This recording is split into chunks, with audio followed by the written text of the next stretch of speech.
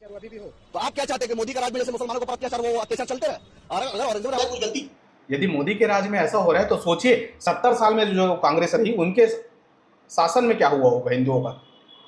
यदि मोदी को यदि ब्लेम किया जा रहा है कि हिंदुओं का हीरो है करके, तो कांग्रेस कहीं ना कहीं मुसलमानों का साथ देती है, ये तो ये स्वयं बता रहे हैं इसके हिसाब से, क्योंकि उस पार्टी का बुराई नहीं करेगा, ये सिर्फ और सिर्फ बीजेपी का बुराई करेगा। अगर औरंगजेब रहमतुल्लाह कुछ गलती किया था जो कि किसी का कोई प्रमाण नहीं है, तो अगर मोदी भी आज गलती कर रहा है, फिर हमारे आने वाले नस्ल फिर इनके ऊपर फिर बदला लेंगे, तो ऐसा थोड़ी देश चलता है। बदला लेने की बात आप कर सकते हो भाई, हम नहीं कर सकते, क्योंकि भारत में कभी भी आप देखना कोई भी हिंदू पहले से कभी भी कहीं भी पथराव नहीं करता। ये कौन करता है ये तो फिर आप ही जानते। जो बीत गया वो बीत गया, उन लोगों का लड़ाई तो कभी था ही नहीं हिंदू मुसलमान का। तो मोदी ने क्या किया, उसने क्या किया, इसने क्या किया, उससे हमारा देश का क्या भलाई होगा भैया, ये बताओ। हमारा देश का क्या भलाई होगा इससे?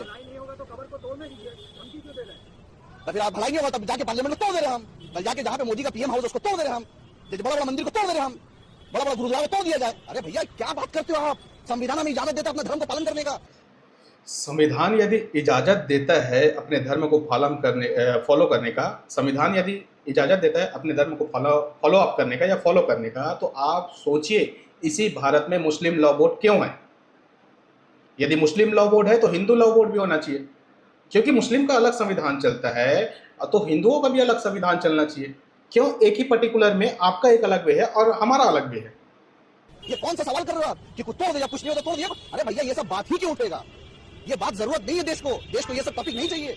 मैं हाथ जोड़कर अपने हिंदू भाइयों से गुजारिश करना चाहता हूं, मेरे भाई सबसे ज्यादा बेरोजगार तुम हो। मुसलमानों को तो ना कांग्रेस ने नौकरी दिया था ना भाजपा, तो छोड़, तुम्हें नौकरी नहीं मिलता, तुम्हारे बच्चों को बेरोजगार बना दिया, दंगाई बना दिया। अमित शाह का बेटा देखो आईसीसी का चेयरमैन बन गया, बड़े बड़े भाजपा का नेता का बेटा देखो वॉशिंगटन यूएस यूके जर्मनी पढ़ रहा है, बड़ा बड़ा जगह एमएलए मिनिस्टर बना, तुम्हारे बच्चों को दंगाई बना दे रहा है, तुम्हारे बच्चे का रोजगार नहीं है। ये एक चीज तो मैं देखा हूँ कि बड़े बड़े नेता के बच्चे तो या तो पॉलिटिक्स ज्वाइन करेंगे या तो कुछ बड़े कार्य करेंगे। ये एकदम सत्य बात कहा इसने। मैं इस चीज का इसलिए इनका मैं तारीफ करूंगा क्योंकि ये एकदम सत्य बात है। बड़े बड़े पॉलिटिकल के जो नेता मंत्री के व्यक्ति जो भी हैं, बच्चे हैं, बालक है, सुपुत्र है, सुपुत्री हैं, ये बड़े बड़े दायित्वों में या बड़े बड़े पदों में बैठे हैं, या उनके पास ही परात पैसा इसके नाम से होगा या और कुछ भी हो सकता है।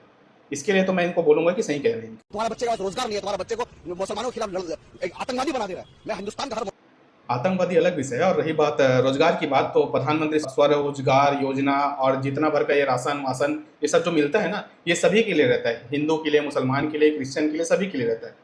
किसी एक पर्टिकुलर हिंदू के लिए या मुसलमान के लिए या क्रिश्चियन के लिए नहीं, ये सभी के लिए।